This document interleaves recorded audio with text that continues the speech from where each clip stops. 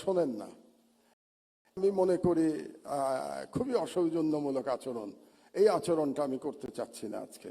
এই জন্য আজকে আমি কোনো বক্তব্য দেব না, শুধু কয়েকটা নাম উচ্চারণ করে যাব। সম্ভবত আমি না করলে এই নামগুলো আর কেউ এখানে উচ্চারণ করবে না। তো সেই নামগুলো উচ্চারণ করে আমার বক্তব্য আমি শেষ করে দেব। প্রথমে যে নামটি আমি উচ্চারণ করতে চাই, তিনি আমাদের গাজী ভাই, মরহুম গাজী ভাই রুহুল আমিন গাজী। তাকে ভুয়া মামলায়, ক্যান্সার আক্রান্ত গাজী ভাইকে ভুয়া মামলায় জেলখানায় রেখে বিনা চিকিৎসায় মৃত্যুর দিকে ঠেলে দেওয়া হয়েছে আমাদের ম্যাডামের মতো। ম্যাডামকে যেমন বিনা চিকিৎসায় ভুয়া মামলায় মৃত্যুর দিকে ঠেলে দেওয়া হয়েছিল। দুর্ভাগ্যের বিষয় হলো আজকে যারা মিডিয়ার স্টলওয়ার্টার এখানে বসে আছেন, তারা কেউ গাজী ভাইয়ের জন্য টু শব্দ উচ্চারণ করেন নাই। এটাই বাস্তবতা। 2 নম্বরে আমি নাম বলতে চাই আসাদ ভাইয়ের। আসাদ ভাইকে আমাদের মধ্যে প্রবীণতম সম্পাদক, তাকে ছাত্রলীগের গুন্ডারা অফিসে ঢুকে দাড়ি ধরে নামিয়ে পুলিশের কাছে তুলে দিয়েছে এবং বছরের পর বছর তিনি জেলে থেকেছেন। তিনিও অসুস্থ, তার স্ত্রী মারা গেছেন।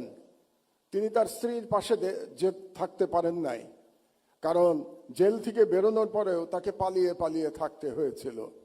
আসাদ ভাইয়ের জন্যে কোনো এলিট সম্পাদক আওয়াজ তোলেন নাই। এটাই বাস্তবতা। বাংলাদেশের সংবাদ মাধ্যমের বাস্তবতা ছিল 16 বছর। আমি নাম বলবো শফিক রহমান ভাইয়ের। শফিক ভাই আমার পাশে বসে আছেন। আমরা পাশাপাশি সেলে জেলে ছিলাম। 80 বছর বয়সে শফিক ভাইকে মাটিতে শুয়ে থাকতে হয়েছে। টয়লেটে যেতে পারতেন না, কারণ ওই টয়লেটে কমোড ছিল না। বেশ কিছুদিন শীতের মধ্যে মাটিতে পড়ে থাকতে হয়েছে, উনি উঠতে পারেন নাই।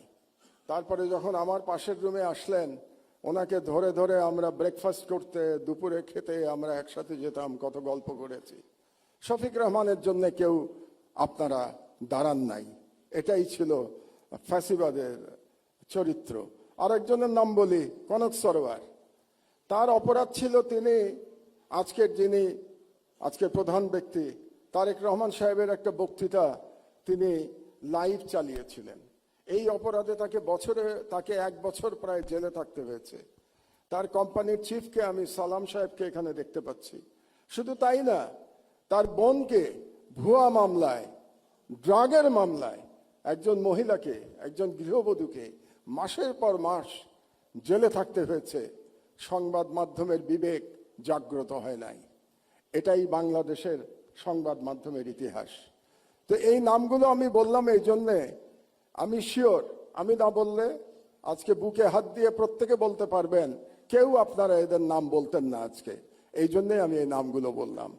আর আমি জনাব তারেক রহমানকে একটা ছোট্ট পরামর্শ দিয়েই বক্তব্য শেষ করব। 1 মিনিট।